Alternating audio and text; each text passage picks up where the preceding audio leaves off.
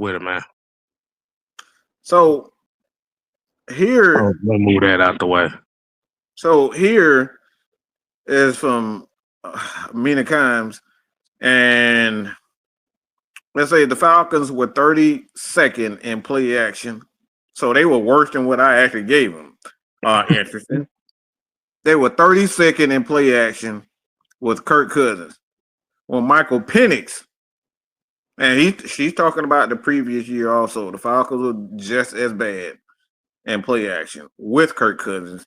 And when Michael Penix took over as the quarterback, they were 32nd. Now I discussed this with Zac Robinson. Whether Zac Robinson should put him under center, how it could unlock Bijan. And the thing is, and I think my homegirl, I love her to death, Sandra, she actually gave me this. And when I look at it, one thing immediately stood out to me. Kev, you figure out what do you know what stood out to me looking at this right here? The fact that they were dead last in play action regardless on who the fuck was under center. And that's a big red flag. Which is very interesting to me for the simple fact that you got literally one of the best running back duos in the game. He's trying to redefine. This guy's trying to redefine. He's trying to eliminate the running game out of the NFL. That sound familiar? Oh. This is exactly what happens in college under Urban Meyer. Y'all know what happened with Urban Meyer? They didn't use play action. Nope. All he used is screens. Screens and guns. Screens, RPOs and gun. So let me ask a question then. If by that excerpt it's being said that this could possibly be some trying to eliminate the run game, so then you telling me you trying to get rid of Bijan and Tyler? I think Raheem is allowing him to experiment with his system with the Atlanta Falcons, so he get the fuck up out of here. See, because that's my thing, because there's no reason why 2 years straight you're the worst team in the NFL when it comes down to play action. They don't even try. That's the whole point. And the reason why I say this is a problem, because Raheem made a statement too that pissed me the absolute fuck off. I really want to give him a John Jones elbow right to the middle of his fucking nose, where it crack him and go straight through his head. You know why? This man literally said Kirk Cousins is more comfortable under center than Mike. When 2 years in a fucking row, you've been the worst team in the NFL in play action efficiency and play action passes. And worst. And guess what that says? Guess what that says right there? It's not the quarterback, it's the coaching. You just told on yourself. With that them first 4 lines, you told on yourself again. Because this is what I said when I seen some of the playbacks. Y'all had Kirk Cousins doing what Penix was supposed to be doing. What the announcer said Penix should be doing. What the people on ESPN said Penix should be doing. What we said Penix should be doing. You had Kirk Cousins doing it last night. They wouldn't even allow Mike to scramble. You gonna tell me that Kirk Cousins with a torn Achilles is more capable than Michael Penix running? Right. So, cause remember I said last night, I said this win was going to bring more questions than answers, right? Yeah. So if we're going off of that quote, that this is a question that I'm asking the panel and I'm asking everybody. If Kirk Cousins is more comfortable doing that, and they feel like Penix is not comfortable in that, what's the point of the quarterback coaches? What's the point of the coaches if they're not going to acclimate him to that aspect of the game if they feel like he's not there? That right there. That tells you right there too, Kev, about even what's the point of even having DJ Williams if you weren't going to do it. Like, my thing is, let's say play action is a part of their scheme. Then what the fuck was you doing how many months? From all the way to April to about 3.5 months. Shit. So it's like April to it because they get to work him out doing this combines and all that type of stuff. So you're looking at 4 months. You looking at it?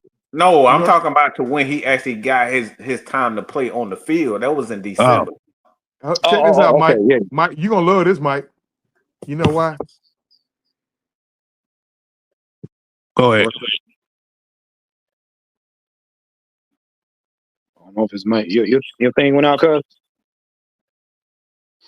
Let me. You know what I'm looking at. You got to call. How did Penix get hurt? And Kev, you gonna be able to follow me on it. How did Penix get hurt? He got hurt in the pocket. We kept him in a box. And I'm gonna go back. We kept him in a box, and we kept him in the same box that we put Desmond Ridder in. Listen, somebody thought that 5 and 7 was gonna bail us out of every goddamn situation. Mm-hmm. Yeah. Mm-hmm. Yeah. What up, Jew? And once teams started loading the box on 7, now we gonna try to force shit to 5. Mm-hmm. And all we had to do was what he thought. That's exactly what he thought. That's exactly what he thought. So now it's like, oh, you know what? Oh, we can go ahead on up under center now. Yeah. Yeah. Oh, we can run 13 personnel now.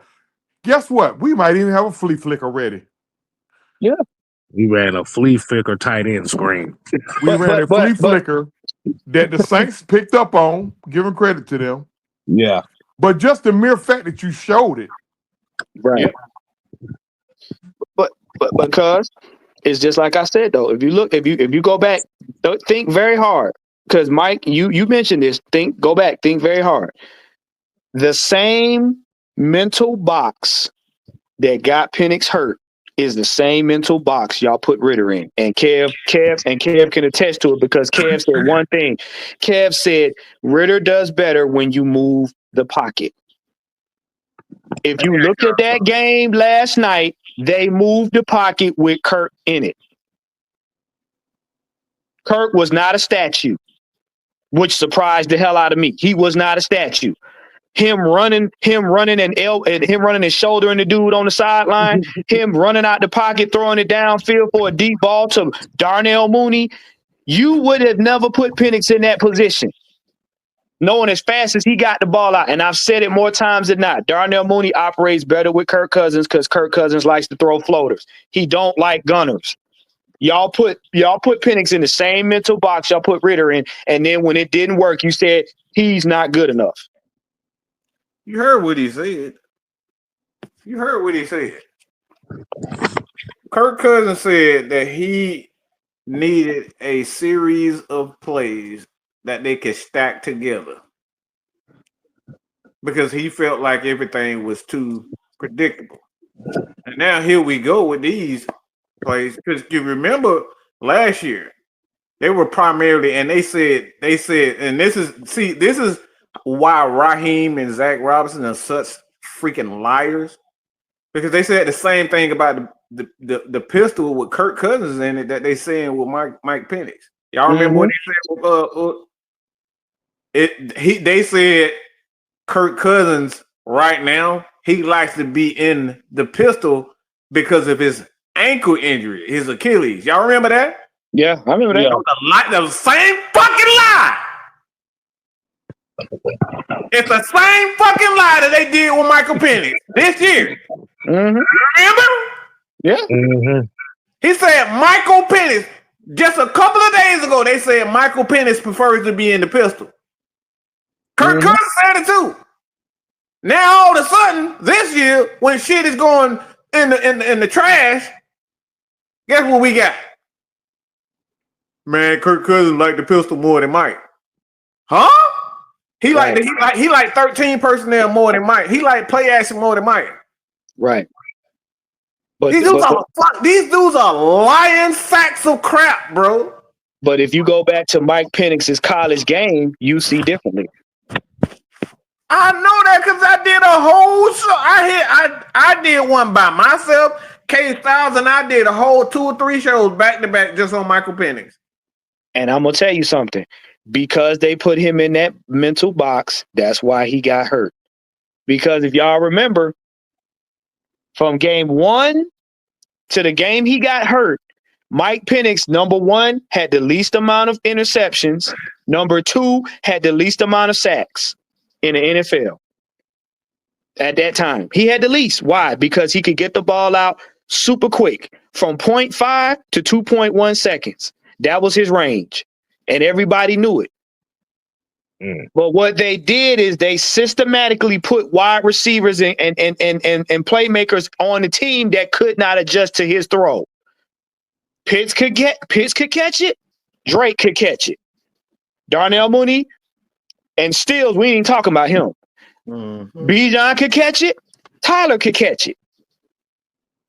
But you see how they systematically started weaning them off. And they forced him in the box. And these weirdo plays that Mike was screaming at that made no sense, that gave the offensive line fits and gave the defense time to hit Mike Penix, what happened? It was just a matter of time.